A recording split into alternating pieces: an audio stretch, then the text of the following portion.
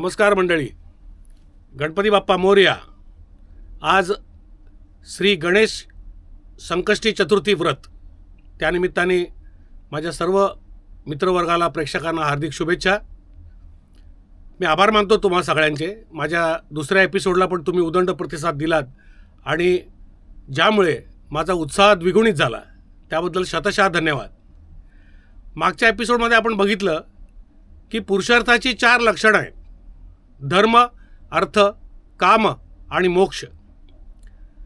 तुम्ही स्क्रीनवर बघताय एक कुंडलीचं चित्र आहे. ह्या कुंडलीच्या चित्राकडे बघा. ही 12 घरं आहेत. हे घर प्रथम स्थान म्हणलं जातं कुंडलीचं. हे पहिलं घर आहे. अशी अँटी क्लॉकवाईज 1 ते 12 अशी घरांची रचना आहे. आता इथे जे आकडे दिसत आहेत ते राशींचे आकडे आहेत आणि याला आपण एक रेफरन्स कुंडली किंवा आपल्या शास्त्रामध्ये काळपुरुषाची कुंडली असं म्हणतात. म्हणजे प्रथम स्थानात 1 नंबरची राशी, नंतर अँटी क्लॉकवाईज दुसऱ्या स्थानात 2, 3, 4 असं करत करत 12. आता राशीचा क्रम पण लक्षात घ्या मित्रांनो. हा थोडा पाठ करून घ्या म्हणजे बरं वाटतं तुम्हाला. 1 ते 12 या अनुक्रमे राशी अशा आहेत: मेष, वृषभ, मिथुन, कर्क, सिंह, कन्या, तूळ, वृश्चिक, धनु, मकर, कुंभ आणि मीन. आता आपल्या पुरुषार्थाच्या लक्षणाप्रमाणेच कुंडलीमध्येही हे धर्म, अर्थ, काम, मोक्ष असे 4 त्रिकोण दिलेले आहेत. आता ते त्रिकोण कुठले?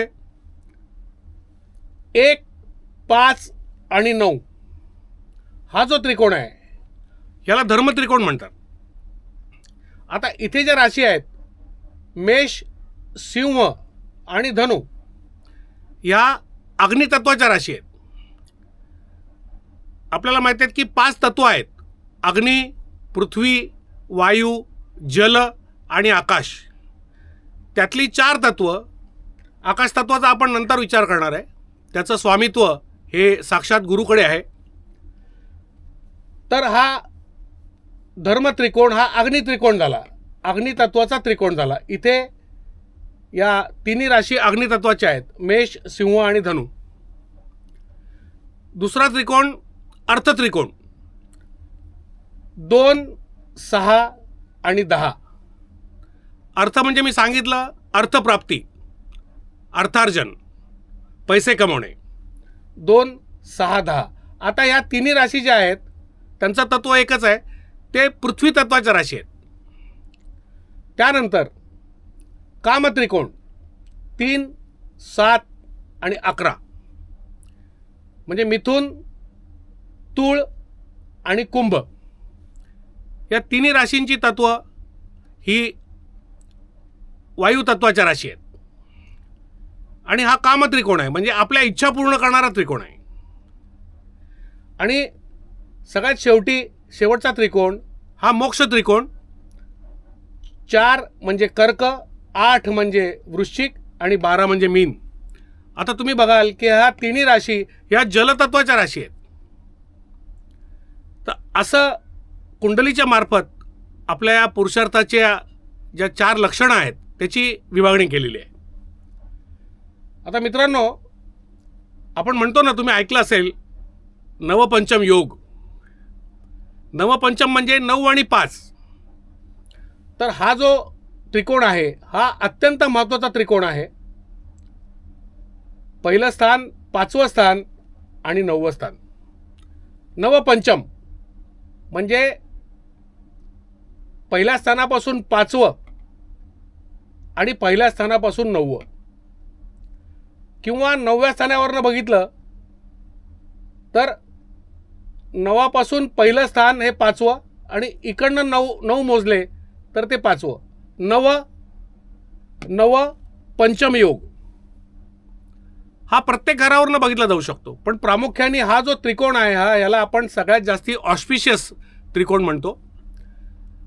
आणि त्या त्या घरांची मालकी ही विशिष्ट ग्रहांकडे आहे. आता मागच्या एपिसोडमध्ये मी आपलं जन्माचं रहस्य आणि कुंडली कशी निर्माण होते हे विशद केलं आहे की कुंडलीचं चित्र कसं निर्माण होतं जन्माच्या क्षणी. आणि बरेच जण विचारतात की पहिल्या हाऊसमध्ये मेष राशीलाच का मान दिलं आहे. तर याचं कारण असं आहे, पहिलं हाऊस हे आपली ओव्हरऑल पर्सनॅलिटी, आपलं बॉडी पोश्चर, आपली शारीरिक रचना कशी आहे हे दाखवतं. म्हणजे आपली उंची किती आहे, आपल्या चेहऱ्याची ठेवण कशी आहे, आपली कदकाठी किती आहे हे दाखवतं.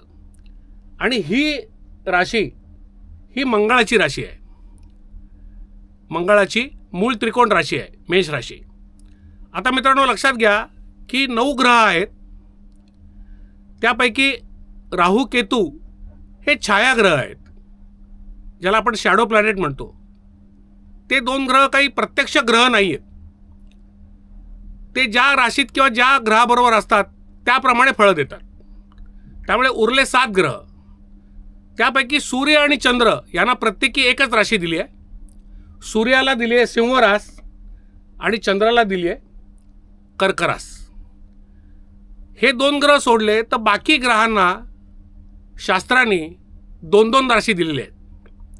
म्हणजे उदाहरणार्थ मंगळाला 2 राशी दिल्या आहेत, एक मेष आणि एक वृश्चिक. त्यानंतर शुक्राला दिले आहेत वृषभ आणि तूळ. बुधाला दिले आहे मिथुन आणि कन्या. गुरुला दिली आहे धनु आणि मीन. आणि शनी महाराजांना दिलेली आहे मकर आणि कुंभ. अशी राशीची विभागणी केलेली आहे. तर साधारणपणे आपल्या शरीराची निर्मिती, आपलं अस्तित्व कसं निर्माण झालंय बघा मित्रांनो. आपलं शरीररूपी अस्तित्व, जिवंत माणसाचं अस्तित्व निर्माण करायला हे 3 घटक प्रामुख्याने महत्त्वाचे ठरतात. मी सांगितल्याप्रमाणे आपल्या शरीराची निर्मितीचा कारक ग्रह मंगळ आहे, फिजिकल बॉडी आपली. त्यानंतर सूर्य महाराज, कारण 5व्या राशीचे सिंह राशीचे मालक हे साक्षात सूर्यनारायण आहेत. त्याला आपण आत्मा म्हणतो. आपल्या शरीरात आत्म्याने प्रवेश केल्याशिवाय आपण चेतनावस्थेत येणार नाही. तर सूर्य हा आत्मा आहे. आणि सगळ्यात महत्त्वाचं हे स्थान आहे 9वं स्थान, ज्याला आपण नशीब म्हणतो ना, डेस्टिनी. अत्यंत 12 घरातलं सगळ्यात शुभ आणि ऑस्पिशियस स्थान म्हणजे 9वं स्थान. आणि इथे धनु राशी आहे.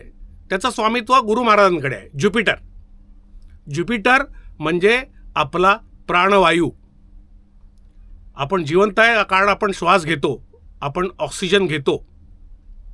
म्हणजे शरीर, आत्मा आणि प्राणवायू या 3 तत्वांनी आपली निर्मिती ही जिवंत माणसाची झालेली आहे. आता प्रत्येक घर जर म्हणाल तर एक लक्षात घ्या की वर्तुळे 360 अंशाचं असतं. मग आपण 360 अंशाला या 12 घरांनी जर भागलं तर प्रत्येक घर किती येईल? 360 भागिले 12 म्हणजे 30 अंशाचं येईल. म्हणजे प्रत्येक घर हे 30 अंशाचं आहे. 12×36. मग या घरामध्ये आपल्या जन्माच्या वेळेला, आता ही काळपुरुषाची कुंडली आहे, बऱ्याच जणांची असेल. जन्माच्या क्षणी आता हे वरची जी बाजू आहे ही पूर्व आहे, ही पश्चिम आहे, ही उत्तर आहे आणि ही दक्षिण आहे. जरुरी नाही आहे की प्रत्येक बालक जन्माला आल्यानंतर पूर्व क्षितिजावरती मेष राशीच उदय पावत असेल, असं नाही आहे. इथे आकडे बदलू शकतात. कोणाचे 3 येईल, कोणाचा 5 येईल, कोणाचा 4 येईल, कोणाचा 10 येईल, कोणाचा 11 येईल किंवा 12 येईल.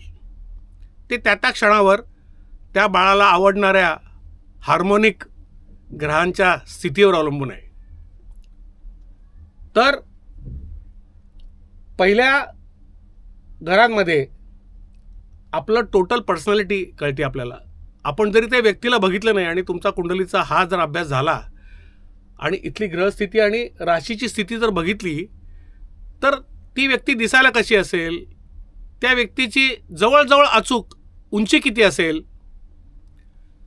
इथे समजा काही पापग्रह आले मंगळ केतूसारखे, तर 99% केसेसमध्ये त्या व्यक्तीच्या चेहऱ्यावर काहीतरी जन्मजात घाव किंवा एखादी खोक पडलेलं निशाण जरूर असतं.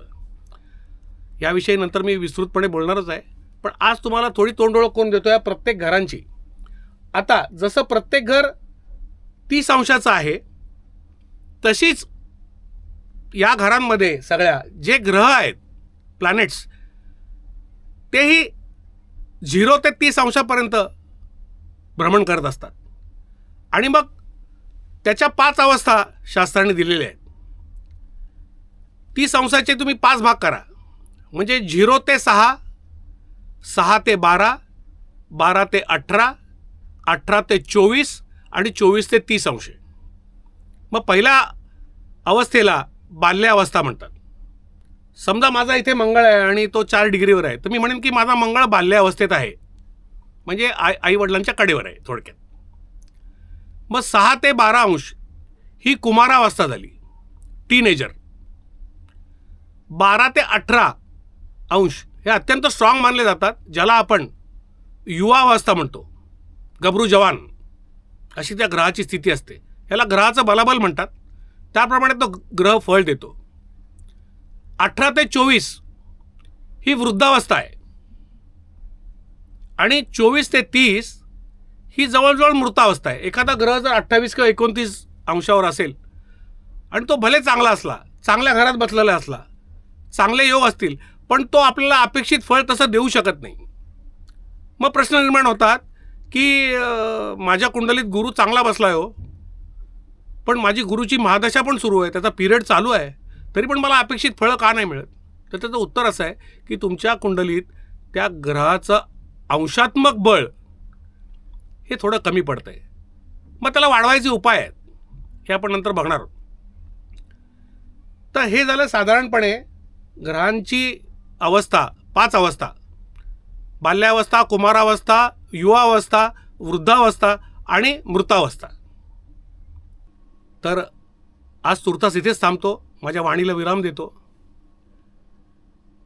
असेच आमच्या ज्योतिष आनंद या चॅनलला शेअर करा, आवडलं तर लाईक करा आणि सबस्क्राईब जरूर करा.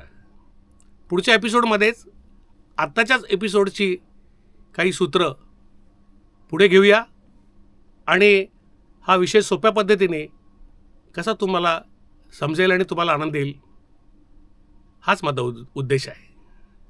आता रजा घेतो तात्पुरती. परत भेटूया. नमस्कार.